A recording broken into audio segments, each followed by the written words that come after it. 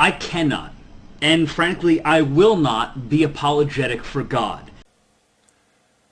I don't have to give you any good reasons to believe in my God. I can just scare the fuck out of you. Many people, and ironically religious people, don't like to hear that God is more oftentimes than not evil. Or they prefer not to hear that God is more like the tyrannical dictator of the universe rather than the all-loving bearded grandpa deity in the sky.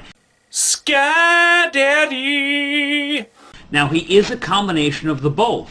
And I have said that as a dystheist, while I will say that God does evil, I will also say that he does love. It's impossible to say that he is an absolute anything, while at the same time it is absolutely correct to say that he is an absolute everything. You're all wrong, and you're all right. Is he absolute love? Yes. Is he also absolute acts of evil? Yes. Is he absolute mercy? Sure. Is he also absolutely unforgiving? At times, yes. Is God a contradiction? Yes. Is he not a contradiction? Yes. God is. His ways are above our ways. His means are above our means. Now, God is clear in his written word. Crystal clear, with no contradictions. That there is a curse, a mean, horrible, vindictive plague, full of pestilence, disease, strife, warfare, all sorts of horrible things that will befall the earth if each and every human being, both Jew and Gentile alike, fails to live up to their end of the covenantal relationship that they are entered into with God. If you don't like that, I understand. I understand that God's covenant with man sometimes boils down to him fucking us into submission with no choice in the matter. It may not be that God is truly the person we want to worship, but we're not given a choice. God's holy word in his Torah, in his law, he explains what is demanded of us. And throughout the corpus of the Hebrew Scriptures, we see a God who, when we fall short of living up to what he demands of us, punishes us, both Jew and Gentile alike, severely. But he only fucks us because he loves us.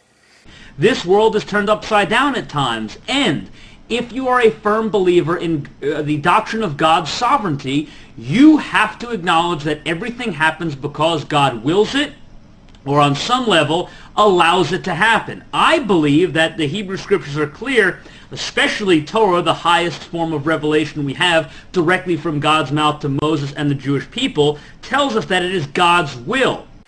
And I'm not trolling you like Tam Tam Pamela because I get off on this, and I'm not trying to start a controversy like Pat Robertson so that people will watch my show. No, I actually believe that God himself fucks those who disobey him with natural disasters and then doesn't need to leave a calling card afterwards to prove that it's him, because we know who did it. So, can I blame earthquakes, hurricanes, tornadoes, plague, disease, war, all sorts of calamity on God? I would say that if you're a true submitter, if you truly believe that God is the one true sovereign king of the universe, then you have to say that it is all because of God. And you have to ignore all scientific evidence of these disastrous phenomena occurring naturally. You have to. Paradise is here on earth. Our one sole purpose, created to worship him in his image. Our one true point of living, to be submitters to God. And when we deviate from that, we're punished for deviating from that. And don't ask why God needs people to worship him. He needs people to worship him because he said so in the Torah. And it's not ours to question why. It's only ours to do or die. Could it carry my wisdom beyond the barrier? It could, yes. Then I shall make use of this starship. It will be your chariot. Excuse me.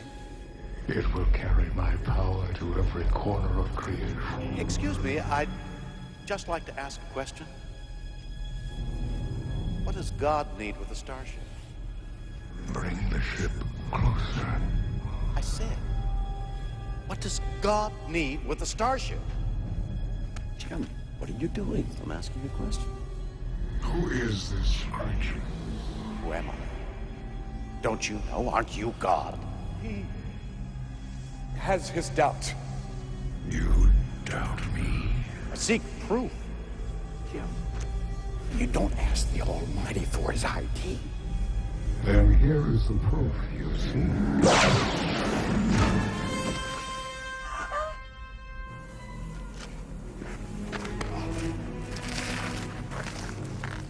Why? Why have you done this to my friend? He doubts me. He's not answered his question. What does God need with a starship?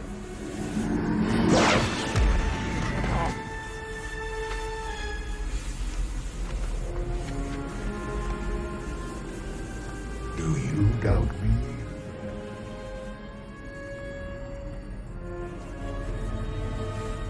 I doubt any God who inflicts pain for his own pleasure. So now you know why we groom our facial hair like Klingons. Also, we like to do the opposite of what Hitler did.